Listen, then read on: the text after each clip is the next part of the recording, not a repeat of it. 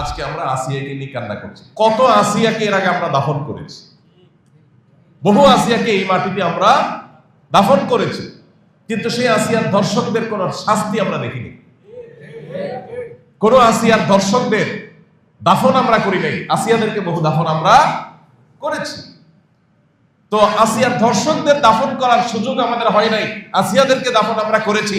কয়দিন কাঁদবো, আবার আরেক আসিয়ার তৈরি হবে, আবার তাকে দাফন করব, আরেক আসিয়ার তৈরি হবে। সমাধান হবে না। সমাধান হতে হলে আল্লাহর শরিয়ার পথেই আপনাকে আসতে হবে। সেটা আজ হোক আর দুদিন পরে হোক, আজ হোক আর দুদিন পরে হোক, বিকল্প কোনো পথ খোলা নাই।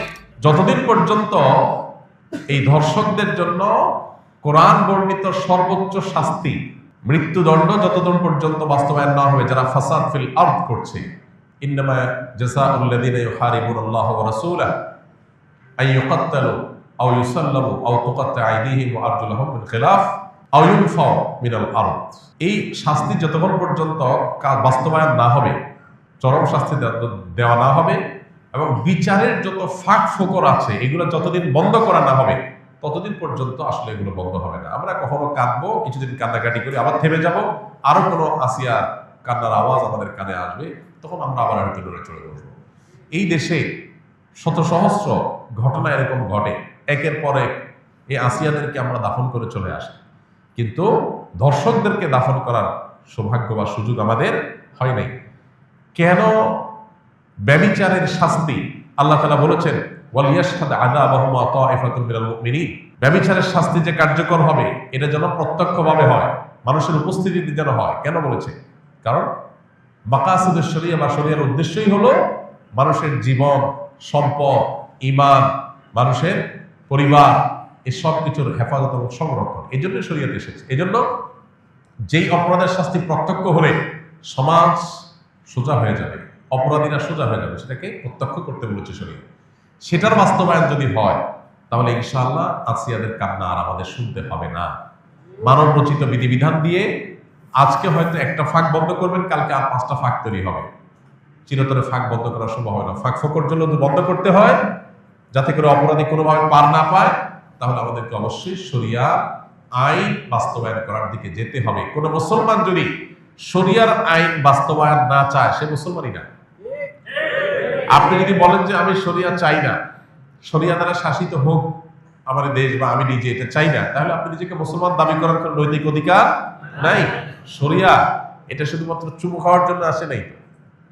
আপনি পারছেন না শরিয়া দ্বারা শাসিত হতে, অপরাধ বোধ আপনার মধ্যে আছে যে আমি পারতেছি না বা আমরা পারতেছি না, এটা একটা লেভেল পর্যন্ত চলে।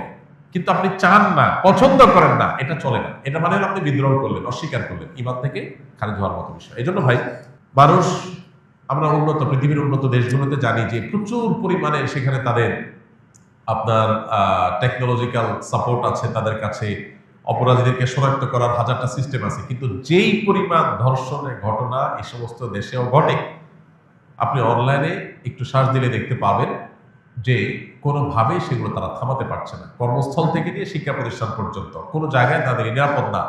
নারীর নিরাপত্তা নিশ্চিত করবার জন্য শুধুমাত্র ইসলামী শরিয়ার বাস্তবায়নই না, ইসলামী বিধিবিধান এবং ইসলামী যে লাইফস্টাইল সেটা ফলো করা জরুরি। আপনি পর্ন সাইটগুলো সব ওপেন রাখবেন, এই পর্ন সাইটগুলো সব ওপেন রেখে সমস্ত আজে বাজে আর্টিকেল, সমস্ত উপায় খোলা রাখবেন যেগুলো দিয়ে মানুষের মধ্যে যৌন আকাঙ্ক্ষা পশুত্ব জেগে ওঠে। এরকম হাজারটা রাস্তা খোলা রাখবেন।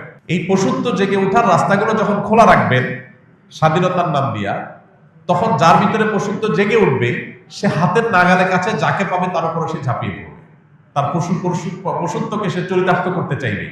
এই ধর্ষকের পশুত্বকে জাগিয়ে তোলার জন্য, এটাকে জাগ্রত করবার জন্য যে সমস্ত উপায়গুলো কাজ করছে সেগুলোতে আমাদের হাত দিতে হবে, সেগুলো থামাতে হবে। এত শব্দ সংবাদের মধ্যে একটা আনন্দের সংবাদ যে সরকারিভাবে সব পর্ন সাইটগুলো বন্ধ করার ডিসিশন হয়েছে, আমরা শুনেছি পত্র পত্রিকার মাধ্যমে। এটা একটা গুড নিউজ। এখন আপনি বিজ্ঞাপনী, বিলবোর্ড, বিনোদন, উপন্যাস, বিভিন্ন নামে অনবরত যৌন উন্মাদনা সৃষ্টি করবেন, যৌন আকাঙ্ক্ষা মানুষের মধ্যে জেগে উঠে, এটার জন্য হাজারটা উপায় বের করবেন। এরপরে বলবেন সবাই নিজেকে নিয়ন্ত্রণ করা। এটা হাস্যকর। ইসলাম এই আইডিওলজিতে বিশ্বাসী না। ইসলাম বলে আল্লাহ বলেছেন ওয়ালা তাকরাবুজ জিনা, তোমরা জেনার কাছেও যেও না, কারণ জেনার কাছে গেলে মানুষ জেনা থেকে ফিরে আসতে পারে না। এই জন্য আল্লাহ বলছেন চোখের হেফাজত করো। আল্লাহ বলেছেন কুল্লুল মুমিনিনা ইয়াগুদ্দু মিন আবসারিহিম, চোখকে অবনত রাখো। কেন? কারণ চোখ দিয়ে তুমি যদি বিজ্ঞাপনে, বিলবোর্ডে, পত্রিকার পাতায়, মোবাইল স্ক্রিনে, অনলাইনে, অফলাইনে কোনো পরনারীর সৌন্দর্য তুমি অবলোকন করো, অবলোকন করার পর তোমার মনের ভিতরে অস্থিরতা আসবে, তোমার মনের ভিতরে যৌন আকাঙ্ক্ষা চরিতার্থ করার চাহিদা জেগে উঠবে। এই যে জেগে উঠবে, এই জেগে ওঠার পর এটাকে নিয়ন্ত্রণ করাটা কঠিন কাজ, সবাই পারে না, কেউ পারে, কেউ অ্যাক্সিডেন্ট করে। এই জন্য শরীয়ত বলেছে নিয়ন্ত্রণ করতে, আর আজকের ভোগবাদী পৃথিবী বলছে অনিয়ন্ত্রিত করতে স্বাধীনতার নাম দিয়ে। আপনি মানুষকে লাগামহীন করে দিবেন, আবার বলুন সবাই যার যার যাকে নিয়ন্ত্রণ করো। এটা হাস্যকর, এটা সম্ভব না। এই জন্য দুইটা জিনিসের বাস্তবায়ন আসিয়াদের কান্নাকে থামাতে পারে। নাম্বার এক, আমাদের সমাজে নীতি নৈতিকতার যে ভিত্তি নড়বড়ে হয়ে গেছে, নামাজ কালাম পড়ে, কিন্তু ইসলামের অন্যান্য বিধিবিধান, চোখের হেফাজত করার জন্য ওইরকম পরিবেশ, ওইরকম এনভায়রনমেন্ট, এগুলো আমাদের দেশে নাই, এগুলো আমাদের মুসলমানদের সমাজ আজকাল নাই। না থাকার কারণে কি হয়েছে? মানুষ তার ভিতরে যৌন আকাঙ্ক্ষা জেগে উঠছে, পশুত্ব জেগে উঠছে, ধর্ষকরা দর্শক হয়ে উঠছে। তো এই জন্য একদিকে ইসলামের এই অনুশাসন, বিধিবিধান, এগুলোকে কঠোরভাবে মেনে চলার জন্য চেষ্টা করতে হবে। পশ্চিমাদের শেখানো পথে আমরা স্বাধীনতার নাম দিয়ে মেয়েদেরকে পণ্যে পরিণত করব, তাদেরকে ভোগ্য পণ্যের মতো করে উপস্থাপন করব। ছেলেদেরকে আমরা তাদের যৌন আকাঙ্ক্ষাকে জাগ্রত করে তুলব, আবার অপরদিকে বলবো না সব মেয়েরা সেফ থাকতে হবে, তাদের কোনো কিছু হতে পারে না। এটা সাংঘর্ষিক এবং আপনার পরস্পর বিরোধী কাজ। এই জন্য একদিক থেকে ইসলামের অনুশাসন মানতে হবে, নীতি নৈতিকতা, এটা আমাদের সমাজে চর্চা বাড়াতে হবে। আর অপর দিকে এ ধরনের অপরাধকে সংগঠন করলে তার জন্য কোরআনের দেওয়া সর্বোচ্চ শাস্তি প্রকাশ্যে বাস্তবায়ন করতে হবে। এই দুইটা প্রচেষ্টা যদি সমান্তরাল ভাবে হয়, বিচার থেকে আইনের ফাঁকফোকর দিয়ে বের হওয়ার যত রাস্তা আছে এগুলো যদি বন্ধ করা হয়, ইনশাআল্লাহ এ ধরনের নির্মমতার কথা আমাদের শুনতে হবে না।